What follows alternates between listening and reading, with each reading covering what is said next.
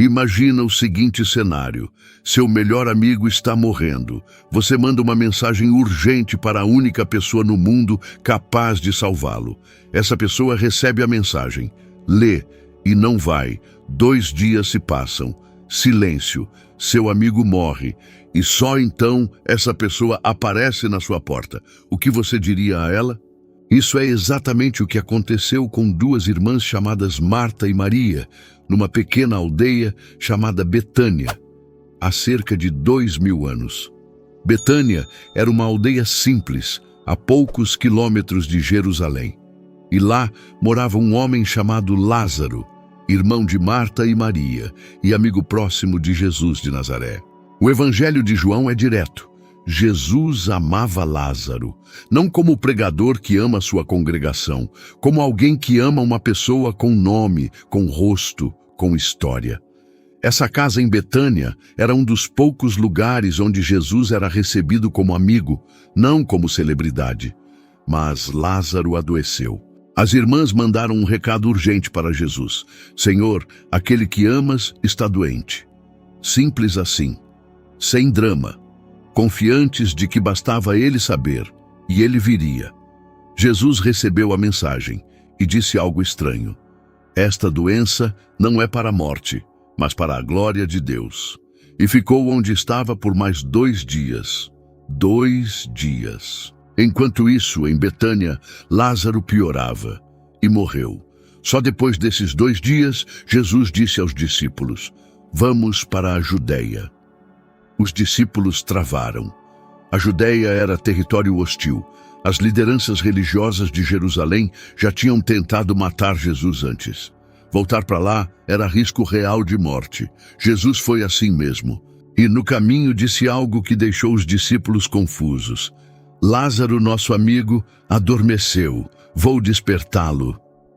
Eles pensaram: se ele está dormindo, vai melhorar sozinho. Jesus então falou sem metáfora: Lázaro morreu. E acrescentou algo que parecia fora de lugar naquele momento: e alegro-me por não ter estado lá, por causa de vocês, para que creiam. Alegro-me, no meio de um luto. Por que Jesus estaria alegre? Essa pergunta vai ser respondida em breve. Quando Jesus chegou em Betânia, Lázaro já estava enterrado há 4 dias. 4 dias. Esse detalhe lhe importa muito. Na cultura judaica da época, acreditava-se que o espírito permanecia perto do corpo por 3 dias após a morte. No 4º dia, era oficialmente, definitivamente, tarde demais. Jesus chega no 4º dia. Marta ouviu que ele estava chegando e foi ao encontro dele antes mesmo que entrasse na aldeia. Maria ficou em casa e Marta, sem cerimônia, sem filtro, disse na cara dura: Senhor, se você tivesse estado aqui, meu irmão não teria morrido. Não foi acusação, foi dor pura, convertida em palavras honestas. Jesus respondeu: seu irmão vai ressuscitar.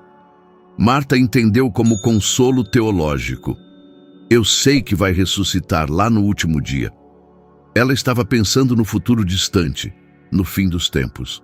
Jesus parou, olhou para ela e disse: eu sou a ressurreição e a vida. Quem crê em mim, ainda que morra, viverá. Não, eu posso fazer ressuscitar. Não, eu tenho esse poder. Eu sou a ressurreição. E então, a pergunta mais simples e mais pesada que alguém pode ouvir: você acredita nisso? Marta respondeu: sim, Senhor. Eu creio que você é o Cristo, o Filho de Deus. Maria foi chamada, saiu correndo ao encontro de Jesus e caiu aos seus pés, chorando, e disse as mesmas palavras da irmã: Senhor, se você tivesse estado aqui, meu irmão não teria morrido. Jesus viu ela chorando, viu os amigos da família chorando ao redor. E o Evangelho registra algo que surpreende até hoje.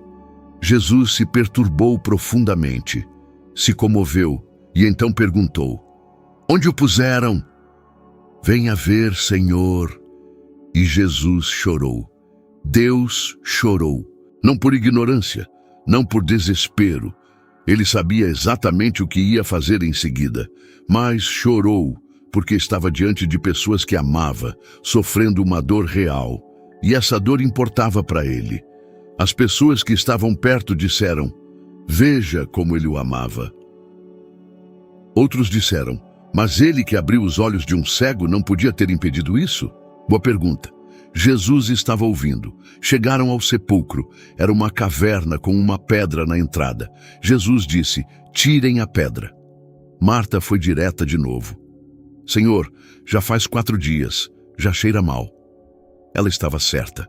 Era uma observação objetiva, não falta de fé. Jesus disse: "Não te disse eu que, se creres, verás a glória de Deus?" Tiraram a pedra. Jesus levantou os olhos e orou em voz alta. Não porque precisava que Deus o ouvisse, mas para que o povo ao redor entendesse de onde vinha o que estava prestes a acontecer. E então, com uma voz forte, clamou: "Lázaro, vem para fora." O morto saiu, com as mãos e os pés ainda enrolados nas faixas do sepultamento, com o rosto coberto por um pano, vivo. Jesus disse: "Desatem ele, deixem ele ir." Não há descrição do abraço, não há registro das primeiras palavras. O evangelho simplesmente para, como se nem as palavras fossem suficientes para descrever o que foi aquele momento. Agora vem a parte da história que a maioria das pessoas não conhece. Muitos que estavam presentes creram naquele dia, viram com os próprios olhos e não tiveram como negar. Mas outros foram direto a Jerusalém contar aos fariseus o que tinha acontecido. Os líderes religiosos convocaram uma reunião de emergência e disseram, sem disfarce: "O que faremos? Este homem está fazendo muitos sinais. Se deixarmos assim, todos vão crer nele." E ali naquela sala, o sumo sacerdote Caifás disse: "É melhor que um homem morra pelo povo do que toda a nação pereça." Ele disse isso como estratégia política, mas o evangelho registra que, sem perceber, ele tinha acabado de profetizar. A ressurreição de Lázaro não encerrou a história, ela acelerou a morte de Jesus. O milagre que devolveu uma vida precipitou o sacrifício de outra. Lázaro viveu, mas eventualmente morreu de novo, como todos nós vamos morrer. A ressurreição dele foi uma devolução à vida comum, com todos os seus limites. Mas Jesus disse algo que vai além de Lázaro: "Eu sou a ressurreição e a vida. Quem crê em mim não morrerá para sempre." E semanas depois desse episódio, o próprio Jesus foi executado, sepultado. E no terceiro dia, segundo o Evangelho, segundo centenas de testemunhas, saiu vivo do sepulcro. Desta vez, sem precisar que ninguém chamasse seu nome. Betânia foi o ensaio. O que veio depois foi o evento principal. E desde então, a morte nunca mais teve a última palavra.